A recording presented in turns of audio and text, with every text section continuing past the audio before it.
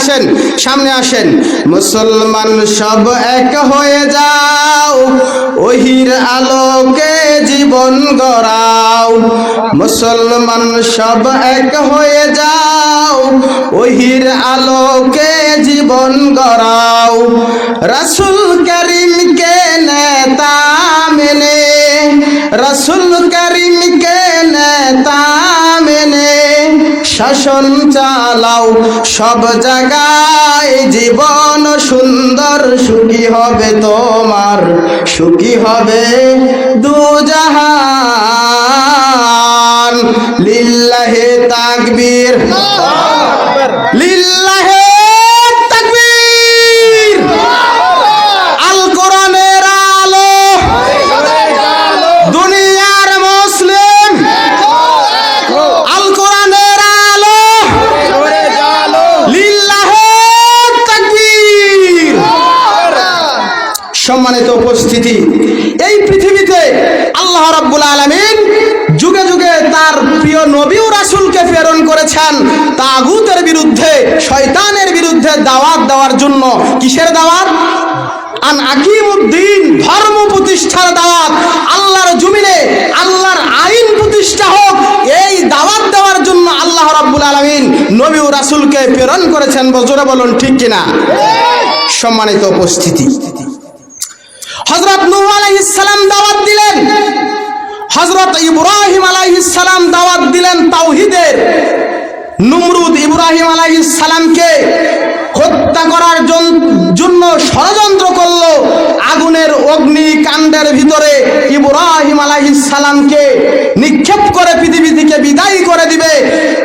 তখন ইব্রাহিম আলাইহিস সালামের অনুসারী সংখ্যা নমরুদের চেয়ে বেশি ছিল না কম? একটু কথা বলেন, নমরুদের চেয়ে বেশি ছিল না কম ছিল? নিশ্চয়ই ইব্রাহিম আলাইহিস সালামের সংখ্যা, ইমানদারের সংখ্যা কম ছিল পৃথিবীতে। ইব্রাহিম আলাইহিস সালাম তাওহীদের দাওয়াত দিলেন, এমনকি তার পিতা আজরও সেই রাষ্ট্রনায়ক নমরুদ, এই নির্যাতনকারী জালিম সরকার নমরুদের পক্ষে, ছেলের বিপক্ষে। বলেন নাউজুবিল্লাহ। সম্মানিত উপস্থিতি, ইব্রাহিম আলাইহিস সালাম তাওহীদের দাওয়াত দিলেন, নমরুদ চেষ্টা করলো ইব্রাহিমকে মারার জন্য, হত্যা করার জন্য। আল্লাহ পাক সেই আগুনের কুণ্ডলকে কিসে পরিণত করে দিলেন? জান্নাতের বাগানে। বলুন সুবহানাল্লাহ।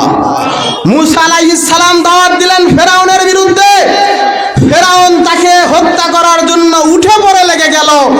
মূসা আলাইহিস সালাম শুধু টাচ দিয়ে যাচ্ছে। সম্মানিত উপস্থিতি, লক্ষ্য করুন, মূসা আলাইহিস সালাম তিনি দেশ ত্যাগ করে চলে যাবেন, নীল নদ পার হয়ে ওপারে চলে যাবেন।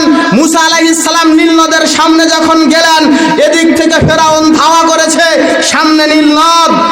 মূসা আলাইহিস সালাম হাতে ছিল একখানা লাঠি, আল্লাহর মুজিজা, নীল নদে নিক্ষেপ করলেন। নীল নদ ফাঁক হয়ে গিয়ে সুন্দর রাস্তা তৈরি হয়ে গেল। মূসা আলাইহিস সালাম আল্লাহর উপর ভরসা করে নীল নদ পার হয়ে ওপারে চলে গেলেন। ঠিক কিনা? এবার ফেরাউন চলে এসেছে নীল নদের কাছে, এসে মনে করছে কি সুন্দর গ্র্যান্ড ট্রাক রোড, দেখি এই রোডেই তো পার হতে পারবো। ঢুকে পড়েছে ফেরাউন সৈন্য সামন্ত নিয়ে। ঢোকার সঙ্গে সঙ্গে আল্লাহ বললেন, পানি তুমি তোমার স্বাভাবিক গতি চালু করে দাও। বলুন সুবহানাল্লাহ। নীল নদ তখন পানির স্বাভাবিক গতি চালু হয়ে গেল। আর ফেরাউন ওই পানির ভিতরে উল্টে আর মৃত্যুর অবস্থায় যখন এই ফেরাউন স্বৈরাচার, খুব চালাক, সে এখন বলছে আল্লাহর উপর ঈমান আনতে চাচ্ছে। বলেন নাউজুবিল্লাহ।